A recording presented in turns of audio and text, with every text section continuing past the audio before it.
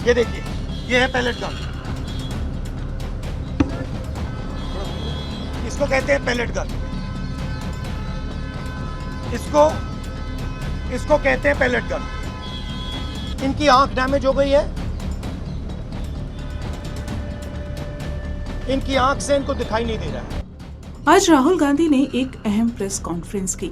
राहुल गांधी ने दावा किया कि प्रोटेस्ट में पैलेट गन का इस्तेमाल हुआ था और अपनी बात की सबूत के तौर पर राहुल अपने साथ एक छात्र को लेकर आए।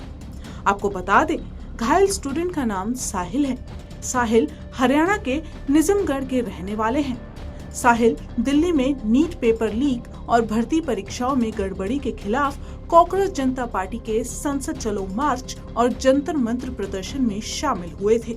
प्रदर्शन के दौरान लगी चोटों की वजह से उनकी एक आंख की रोशनी गंभीर रूप से प्रभावित हो चुकी है और उनकी छाती पर भी छर्रों के निशान दिखाई दे रहे हैं। राहुल गांधी ने मीडिया के सामने उनकी टी शर्ट उठाकर पैलेट गन के घाव तक दिखा दिए। जानकारी के लिए आपको बता दें तो साहिल ने पुलिस भर्ती की परीक्षा दी थी, लेकिन उसका पेपर लीक हो गया। राहुल गांधी ने आरोप लगाया है कि जब साहिल हाथ में तिरंगा लेकर शांतिपूर्ण प्रदर्शन कर रहा था, तब उन पर बल प्रयोग किया गया। इसके उलट दिल्ली पुलिस ने पैलेट गन के इस्तेमाल के दावों को पूरी तरह से खारिज किया है। राहुल गांधी ने क्या कहा है, आपको सुनाते हैं। मैं ये समझाना चाहता हूं, पैलेट गन कब लगी है। पैलेट गन तब लगी है जब मेरे भाई हिंदुस्तान का तिरंगा लिए ऐसे पीसफुल प्रोटेस्ट कर रहे थे। सरकार ने कहा है कि कोई पैलेट गन यूज नहीं हुई। कहा है ना, ये देखिए, ये है पैलेट गन। थोड़ा घूम जाए। इसको कहते हैं पैलेट गन।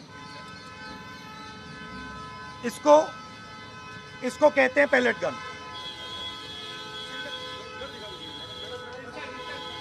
ठीक है, और इनकी आंख डैमेज हो गई है। इनकी आंख से इनको दिखाई नहीं दे रहा है। तो ये हमारे फ्यूचर है हिंदुस्तान के। ऐसे हजारों युवाओं पर पैलेट गन चलाई गई है, लाठी चलाई गई है, मारा गया है, पीटा गया है। और ये क्या कर रहे हैं? पीसफुल प्रोटेस्ट कर रहे हैं। क्यों कर रहे हैं? इनका पेपर लीक हुआ है। इन्होंने पुलिस का एग्जाम किया, मेहनत की, सालों मेहनत की, और फिर एक दिन इनको बताया गया कि भैया पेपर लीक हो गया है, आपके पास 60-70 लाख रुपए नहीं है, जिसके पास है वो पेपर नहीं है, जिसके पास है वो पेपर खरीद के चला गया, वो पेपर खरीद के चला गया।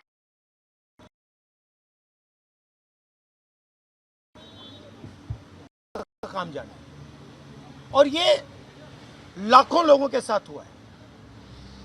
इनके माता पिता ने मेहनत के पैसे से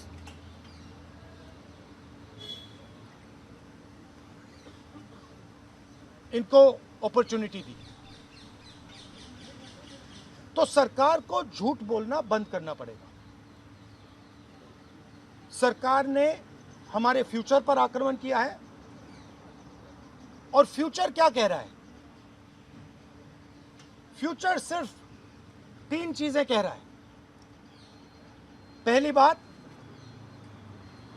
जो एजुकेशन मिनिस्टर है, जिसके कारण ये हुआ है, जिसके कारण ये बाहर निकले हैं, पीसफुल प्रोटेस्ट किए हैं, जिसके कारण पेपर लीक हो रहा है,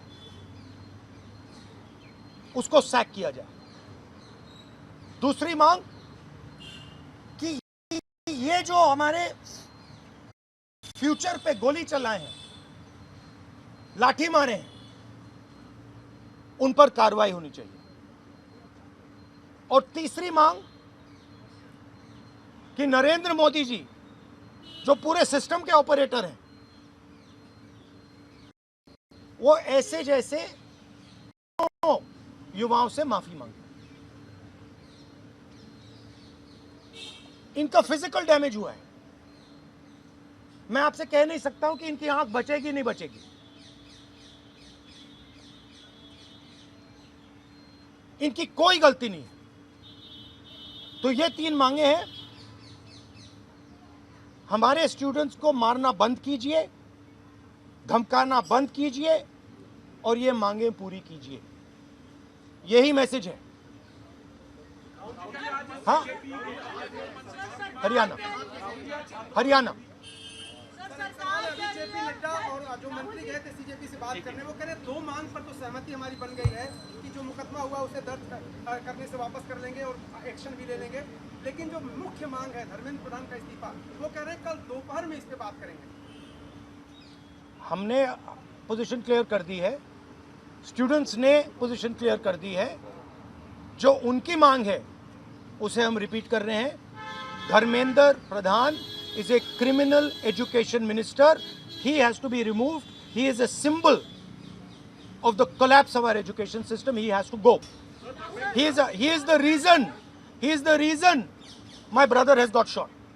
He is the reason thousands of people are outside. He has to go. Thank you.